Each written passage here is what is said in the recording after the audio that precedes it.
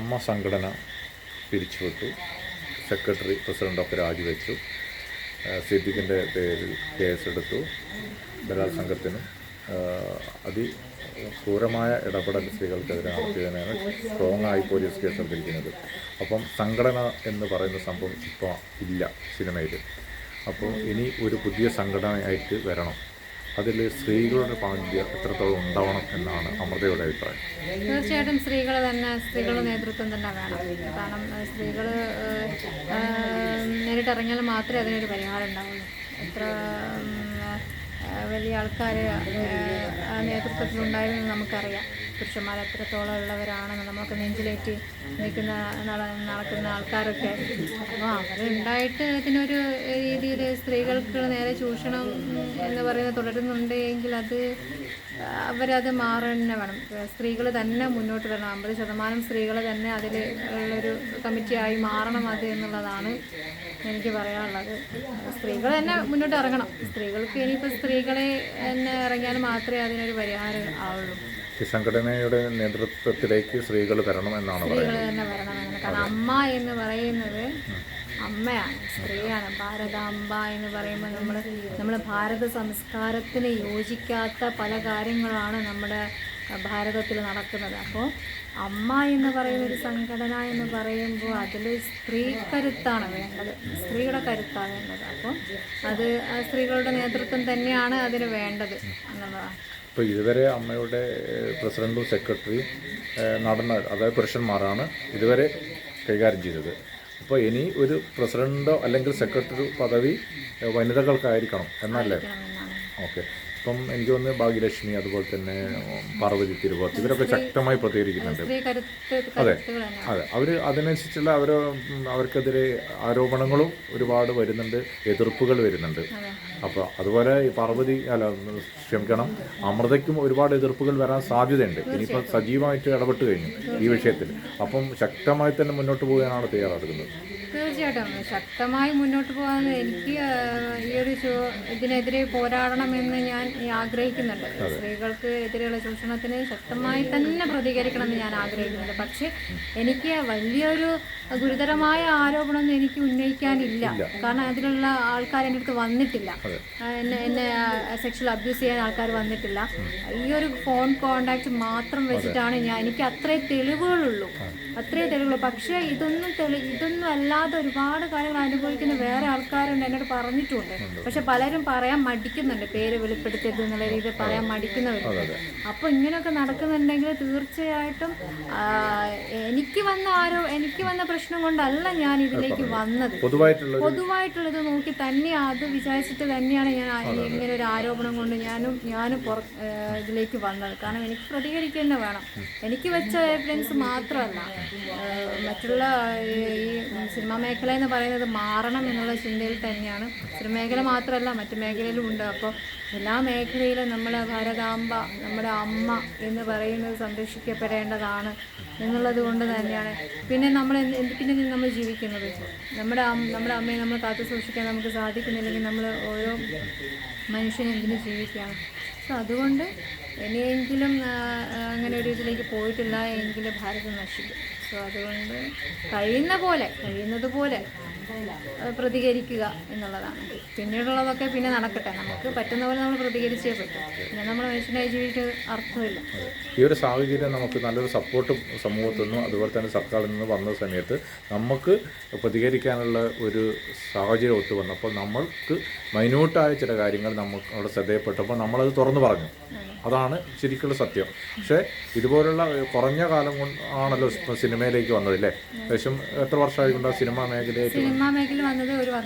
ഒരു വർഷമോ? ഒരു വർഷത്തിനുള്ളിൽ ഒരുപാട് അനുഭവങ്ങൾ നമ്മൾ മറ്റുള്ളവരിൽ നിന്നും കണ്ട് നമുക്ക് നമ്മുടെ ഒരു ഫോണിൽ കൂടി പോലും ഇത്രയും ചെറിയ പ്രശ്നം വന്നപ്പോൾ നമുക്കിത് വിളിച്ചു പറയണം എന്ന് തോന്നി അല്ലേ?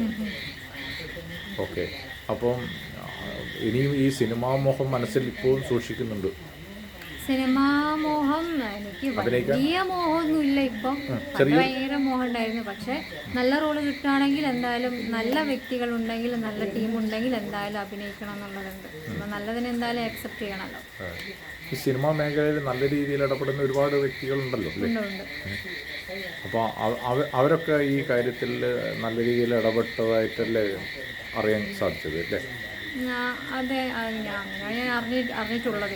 കാരണം അവരൊക്കെ രംഗത്ത് ഇറങ്ങണമെന്ന് നമ്മളോട് പറയണമെന്നുണ്ടെങ്കിൽ അത് സത്യസന്ധരല്ല എങ്കിൽ അവരങ്ങനെ പറയുമോ? കാരണം എന്നെങ്കിലും അവരുടെ കള്ളത്തരം പൊളിയുമല്ലോ.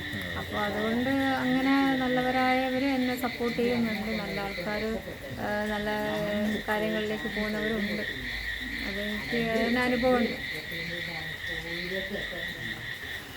എത്ര കാലം ഈ മാധ്യമ മേഖലയിൽ വർക്ക് ചെയ്തു?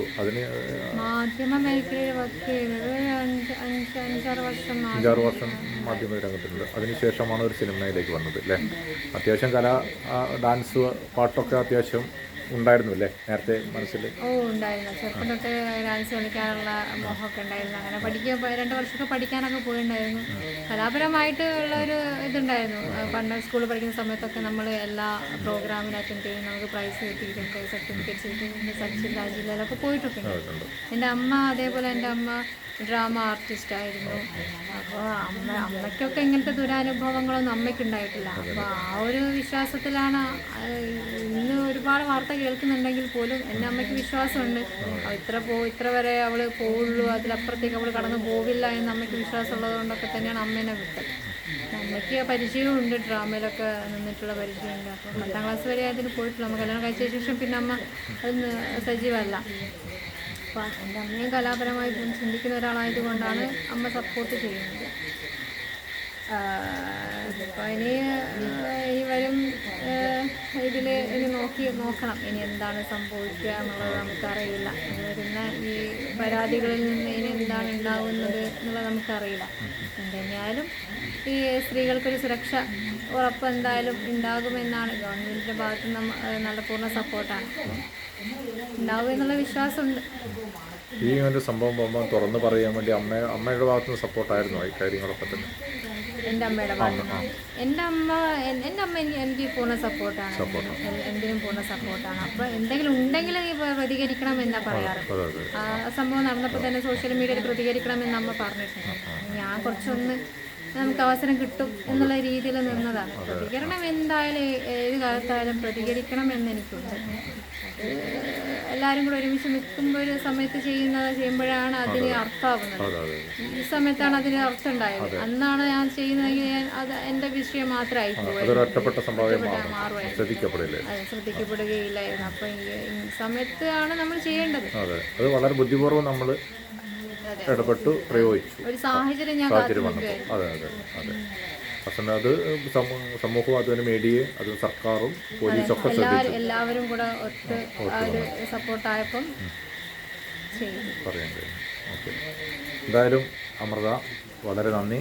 കാരണം അമൃതയെ പോലത്തുള്ള ഒരു പെൺകുട്ടി നമുക്കുണ്ടായ ചെറിയൊരു അനുഭവം, ആ അനുഭവം മറ്റുള്ളവർക്കും ഇതിൽ കൂടുതൽ ഭീകരമായ ആ അവസ്ഥ സമൂഹത്തിലുണ്ടായി അല്ലെങ്കിൽ സിനിമാ മേഖലയിൽ ഉണ്ടായി എന്നൊക്കെ അമൃത മനസ്സിലാക്കാൻ ആ ഒരു ഇതിലേക്ക് വന്നത് ഒരു മാധ്യമ പ്രവർത്തക ഉള്ളിലുള്ളത് കൊണ്ട് തന്നെയാണെന്ന് ഞാൻ മനസ്സിലാക്കുന്നു. എന്തായാലും ശക്തമായ രീതിയിൽ നിലപാടിൽ ഉറച്ചുകൊണ്ട് തന്നെ അമൃത വളരെ കൃത്യമായിട്ട് മാധ്യമങ്ങളുടെ മുന്നിൽ അവതരിപ്പിച്ചു. പോലീസിൻ്റെ ഇന്ന് ഏകദേശം 5 മണിക്കൂർ മൊഴിയെടുത്തു, കൃത്യമായി കാര്യങ്ങൾ പറഞ്ഞു, നിലപാടിൽ ഉറച്ചു നിൽക്കുകയാണ്. സിനിമാ മേഖലയിൽ തിരുത്തൽ വേണം. ഈ ഇൻഡസ്ട്രി വളരെ നല്ല രീതിയിൽ മുന്നോട്ട് പോകണം. അതിനുവേണ്ട സഹായകരമായ രീതിയിലാണ് അമൃത പ്രതികരിച്ചിരിക്കുന്നത്. എന്തായാലും മാറ്റം ഉണ്ടാവുക തന്നെയാണ് അമൃത പ്രതീക്ഷിക്കുന്നത്. എന്തായാലും വരും ദിവസങ്ങളിൽ കേസും മറ്റു കാര്യങ്ങളൊക്കെ ആയിട്ട് മുന്നോട്ട് പോകേണ്ടതുണ്ട്.